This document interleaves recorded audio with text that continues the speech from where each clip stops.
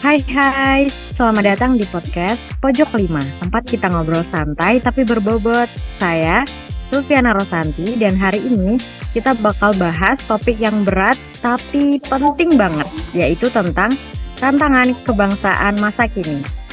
Nah, di tengah scroll TikTok, debat di Twitter, dan grup WA aku yang kadang bikin geleng-geleng, kita sebagai ASN muda punya peran besar buat menjaga Indonesia tetap utuh, cerdas, dan berdaya saing. Nah, di kesempatan kali ini saya nggak sendirian karena hari ini kita kedatangan 6 pembicara muda yang inspiratif. Yuk kita kenalan dulu. Nah, oke, kita mulai dari yang paling semangat ya. Sebutin nama dan asal unit kerjanya. Silakan dimulai dari Mbak Zahra. Halo semua, perkenalkan nama saya Zahra Kemanindrum, saya dari Balai Jasa Konstruksi Wilayah 3 Jakarta. Hai Mbak, salam kenal. Selanjutnya ada Mbak Samantha, dipersilahkan. Hai, nama saya Samantha Rahma Utami, saya dari Sekretariat Dewan Sumber Daya Air Nasional. Halo Mbak Samantha, kita lanjut ke Mbak Vera. Halo, perkenalkan saya Vera Azia Trioning dari Badan Pengembangan Infrastruktur Wilayah. Salam kenal. Salam kenal Mbak Vera. Selanjutnya ada Mas Septian, silakan Mas Septian. Halo semuanya, nama saya Septian, saya berasal dari Inspektorat Jenderal. Salam kenal. Salam kenal Mas Septian. Selanjutnya ada Mbak Samanda. Saya Samanda Tesalonika dari Direktorat Sistem dan Strategi Pengelolaan Sumber Daya Air. Salam kenal semuanya. Salam kenal Mbak Samanda. Selanjutnya ada yang terakhir, ini ada Mbak Valen. Silakan Mbak Valen. Hai, salam kenal semua. Nama saya Valentina Widiawati dari Sekretariat Direktorat Jenderal Sumber Daya Air. Salam kenal. Salam kenal.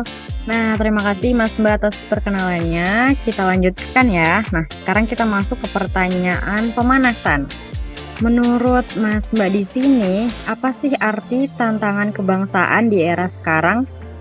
Saya yakin jawabannya nggak cuma soal politik atau ekonomi, tapi juga soal hal-hal kecil yang kita temui tiap hari. Kalau menurut saya sih ya, tantangan kebangsaan saat ini tuh gimana kita menjaga persatuan di tengah keberagaman dan derasnya arus informasi yang sangat mudah mempengaruhi cara pandang masyarakat saat ini sih. Bener banget tuh kayak yang Mbak Zara bilang ya. Terus menurut saya juga dengan segala kemudahan yang ada saat ini tuh, tantangan gak cuma ancaman fisik doang nih, tapi juga dia jadi lebih kompleks. Nah, tantangan ini tentu kan akan membawa dampak yang positif dan negatif. Nah, negatifnya ini tuh bisa melemahkan kebangsaan ataupun nilai-nilai kesatuan kalau kita abai gitu loh sama tantangan ini. Tuh. Iya, setuju banget sama yang tadi udah disampaikan. Tapi jangan lupa juga kalau di zaman sekarang ini, tantangan juga bisa datang dari perkembangan teknologi yang super cepat. Kita ini kan hidup di era digital ya, jadi mau nggak mau harus tetap adaptif dengan belajar terus terbuka sama perubahan. Tapi di sisi lain, kita juga nggak boleh kehilangan jati diri sebagai bangsa, karena nilai-nilai kebangsaan itu tetap harus jadi fondasi, supaya kita nggak gampang ke bawah arus atau kehilangan arah. Oke, baik. Nah, selanjutnya kalau disuruh nih menyebutkan tantangan kebangsaan yang paling terasa banget di kehidupan sehari-hari, apa nih yang langsung kepikiran? Yang jujur aja ya, bisa dari pengalaman pribadi, dari medsos, atau dari lingkungan kerja. Kita pengen tahu yang real. Yang paling kerasa sih hoax ya.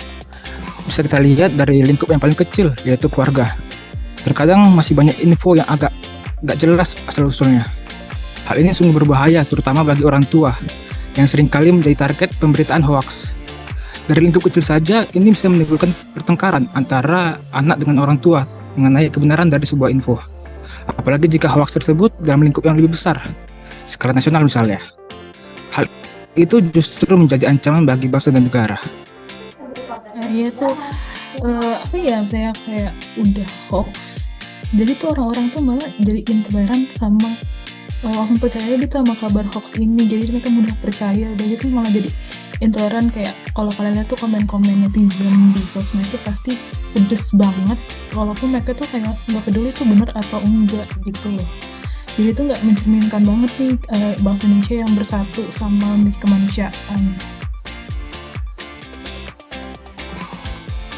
Setuju sama Mas Septian sama Mbak Karen. Selain hoax sama intoleransi ya, sekarang tuh sering juga ada polarisasi dan debat yang nggak sehat.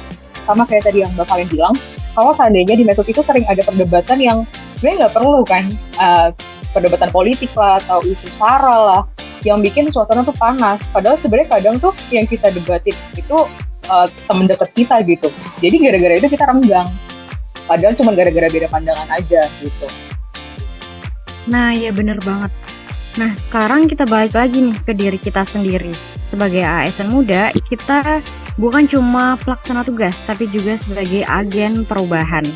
Jadi, gimana sih cara kita sebagai ASN muda agar bisa berkontribusi menghadapi tantangan kebangsaan ini? Kalau ngomongin peran ASN muda sih, menurut saya salah satu kontribusi paling penting itu ya dengan jadi contoh dulu. Kita ini kan ada di dalam sistem ya, jadi harus bisa menunjukkan kalau ASN itu bukan cuma kerja administratif aja, tapi juga bisa jadi sumber informasi yang valid, akurat, dan bisa dipercaya. Di tengah banyaknya informasi kayak sekarang ini, kehadiran ASN yang bisa menyampaikan sesuatu dengan jernih dan objektif tuh penting banget. Karena selain itu juga kita juga harus aktif di ruang digital, bukan cuma buat mengikuti tren, tapi buat menjaga agar nilai kebangsaan dan integritas itu tetap hidup dan relevan. Nah, saya juga mau nambahin nih Mbak Vera, salah satu cara yang bisa kita lakuin sebagai ASN juga dengan cara berkontribusi aktif di media sosial melalui penyebaran konten-konten yang positif, edukatif, dan membangun. Nah, dengan begitu, kita bisa ikut menciptakan ruang digital yang sehat dan bisa menjadi contoh dalam menggunakan media sosial secara bijak dan bertanggung jawab. Benar banget tuh. Selain itu kan kontribusi nyata yang bisa dimulai dari diri kita sendiri itu selain mendukung program-program pemerintah itu seperti meningkatkan literasi digital kita. Terus kan biasanya orang-orang tuh yang rentan jadi korban tuh kan seperti orang-orang yang udah usia lanjut nih. Nah, kita bisa ikut mengedukasi mereka, dan selain itu kita juga bisa terus bersikap toleran dan inklusif baik di ruang digital maupun saat bermasyarakat. Tuh. Oke, baik. Nah, di pertanyaan selanjutnya ini agak kontroversial nih menurut Mas Mbak. Rasa nasionalisme generasi muda sekarang itu lagi kuat atau justru lagi lemah? Nah, jangan lupa ya, ini kenapa? Karena kita pengen tahu pandangan dari Mas Mbak sekalian. Kalau menurut saya sih sejauh ini nasionalisme generasi muda itu masih kuat. Itu terlihat dari kebanggaan terhadap budaya lokal kita sendiri Indonesia, adanya prestasi internasional juga, dan kepedulian pada isu bangsa. Jadi mereka banyak berpendapat lah gitu ya. Tapi di satu sisi itu ada tantangan globalisasi juga yang kita anak muda ini sedang lewati gitu. Adanya hoax juga dan ada perpecahan yang membuat rasa kebangsaan ini tuh masih perlu untuk diperkuat kayak gitu. Mungkin dari saya agak berbeda ya. Kalau menurut saya itu rasa nasionalisme pada generasi muda saat ini masih diambang kebingungan. Dari lubuk hati yang paling dalam, saya sebagai generasi muda masih memiliki rasa nasionalisme yang tinggi. Terlihat dari sikap dan tekad yang sama-sama berjuang bagi negara. Namun, seringkali terdistraksi oleh isu-isu pemecah bangsa yang tersebar di media sosial. Nah, kalau aku agak setuju nih sama Mbak Samanda juga sama Mas Septian. Benar sih, sekarang kadang rasanya tuh kuat gitu nasionalisnya, kadang tuh juga lemah. Itu kadang juga tergantung gitu. Misal kalau kita lagi ada event yang satu Indonesia gitu, entah seperti olahraga atau lagi ada bencana yang benar-benar sangat berdampak gitu, pasti langsung pada terasa nih nasionalismenya. Tapi kadang tuh langsung setelah itu lewat langsung surut lagi nih rasa nasionalisme. Bahkan sesimpel karena beda pendapat aja, kayak misal kita lihat di sosmed, itu tuh langsung ada pro dan kontra yang bahkan bisa sampai mengolok-olok atau menyinggung ras gitu. Makanya kalau dibilang kuat, iya, tapi event tertentunya sih kalau menurut aku. Itu sih. Oke, baik. Terima kasih Mbak Valen, Mas Septian, dan Mbak Sumanda atas jawabannya. Selanjutnya, selama ikut latsar nih, sama Mas kalian, pasti ada momen yang bikin kalian ke-trigger atau tiba-tiba sadar. Kayak, wah ternyata peran saya buat negara itu penting banget ya. Ceritain dong nilai kebangsaan apa yang paling.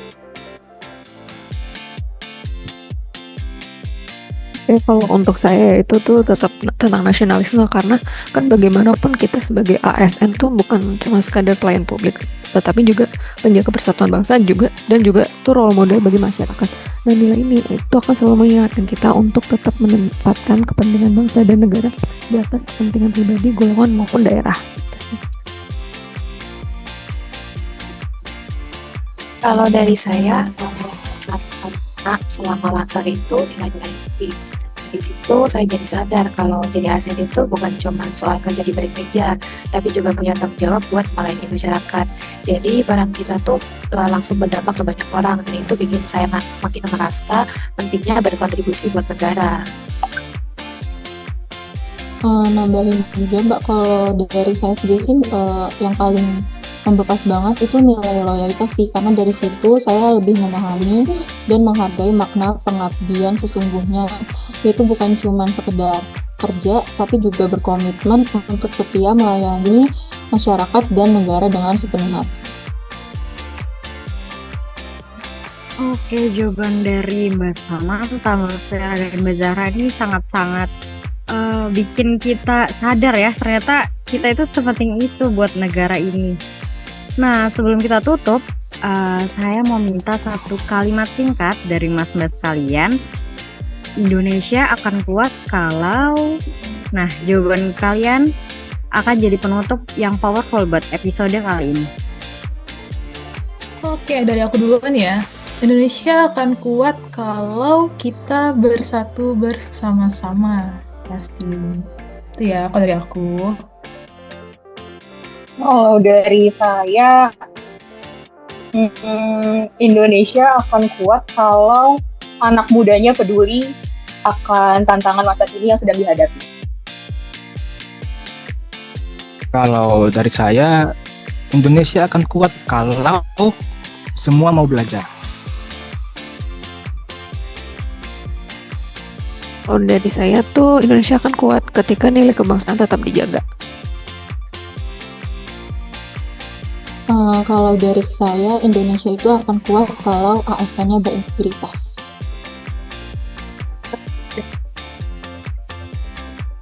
Kalau dari saya, Indonesia itu akan kuat kalau kita saling menghormati. Wah, luar biasa banget obrolan kita hari ini. Dari hoax sampai harapan, dari tantangan sampai solusi. Kita udah bahas semuanya.